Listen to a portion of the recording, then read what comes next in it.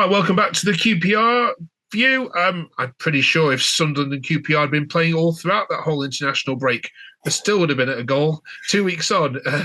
Jawed, welcome back. We're here to talk about that game and, of course, look ahead to the huge game against Birmingham City this weekend. First of all, let's check how are you? How's your blood pressure ready for this last 8-week run-in?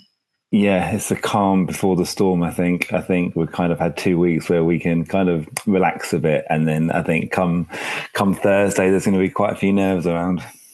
Yeah, let's get straight into it then. Let's talk about the Sunderland game. Is there anything we can say positively about that game?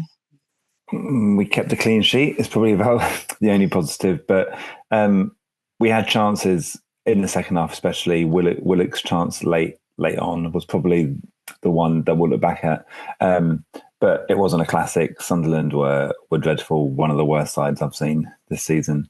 And yeah, I think when we look back at the last two games, Middlesbrough and Sunderland, to have only taken 1 point from them and not scored a goal, I think there might be a bit of doubt creeping in my mind anyway. Okay. So now 8 games to go. 2 of those 8 games are against teams below you. Sheffield Wednesday to come in a week's time and Birmingham now. So just putting it into context with the teams you've got left, how important, if you can put it into words, is 3 points against Birmingham? I think it will define our season. I genuinely would go as far as saying if we can win, I think a lot of doubt will clear, and I think we can look forward to the last 7 games. If we lose, though, I think having only picked up 1 point from the previous two matches, again, I think it's our biggest game for a long time, I think. Yeah, with Leeds, Hull, Coventry, and Preston as well sandwiched in there. You do start to worry about QPR just a little bit, and you thought we turned a corner, didn't you, with those wins against Leicester and that little run that you had of 3 or 4 games where you were picking up wins. Is there anything fundamentally that's been different? I think the lack of goals is a huge thing. I think since Marty took over, I think we're second in the league for expected goals against. Only Leeds are better than us. So it's clearly he's worked hard at keeping it tight at the back. Clark, Salter and Cook being fit has made a huge difference defensively.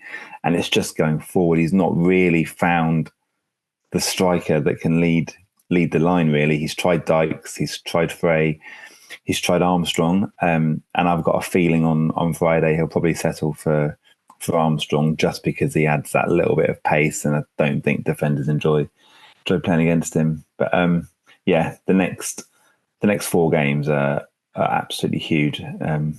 Birmingham, Swansea, Sheffield Wednesday, and Plymouth, and after that, then the difficult games come. Yeah, Gary Rowett is back. Were you disappointed to hear that news?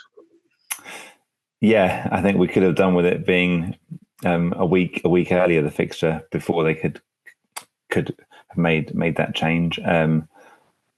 That new manager bounce might have an impact. I've got a feeling it might be a bit too late in the season for a change like that, but we'll see. Yeah, he's managed away to QPR 7 times in his career and only actually won once, so he doesn't have a brilliant record against you. But you haven't actually won any of the last 3 meetings between yourselves and Birmingham. So what has to happen fundamentally if you're in that changing room before the game? What message has to be said to them players? Inspire them. I think under Marty, the performances have been pretty decent. I think now it is about the result. Forget how you play football. Forget anything like that. You have to win. And I think the players are there to do it. I think they have to start fast, get the crowd on side, get the atmosphere going really, and score that first goal. I think if we score the first goal, we win. I think if we had scored first against Borough, we would have won. I think if we had gone first against Sunderland, we would have won. So I think it is start fast, get the early goal, and I think we'll be okay. All right, we fingers crossed for you. It would feel weird QPR being in League One. I know you've been in the third tier before, but for such a huge club and such a pedigree of English football.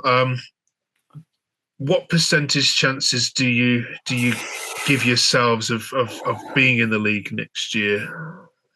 I'm probably as pessimistic as it comes, maybe amongst QPR fans. I think there's quite a lot of confidence in staying up. I think at the moment I'm probably 50-50, probably completely split. I keep kind of looking back at the home games, and I still think we've only won 4 home matches all season, which is probably my biggest area for concern, because we probably have to win 3 of our last 4 home games to have a chance. So I'm 50-50. I think after Friday, I think it will probably, if we win, it will probably be 70-30. If we lose, it will probably be 30-70. So. Okay.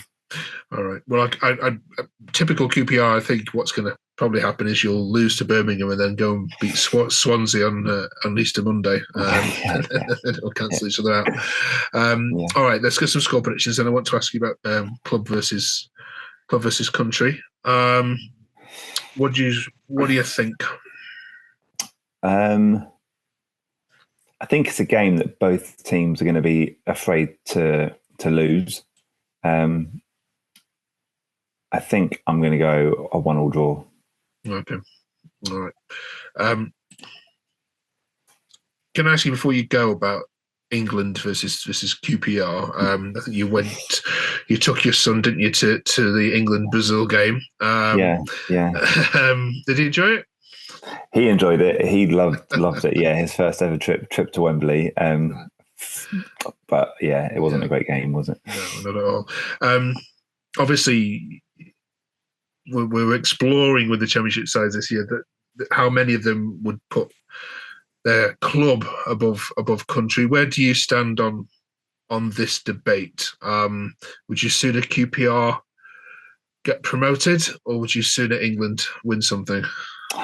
QPR, always QPR. And to be honest with you, in terms of international football, I would say the World Cup, 18 months ago, my dad's from Morocco, and he was out there for the games, and that's probably the most invested I've been in international football, was that tournament.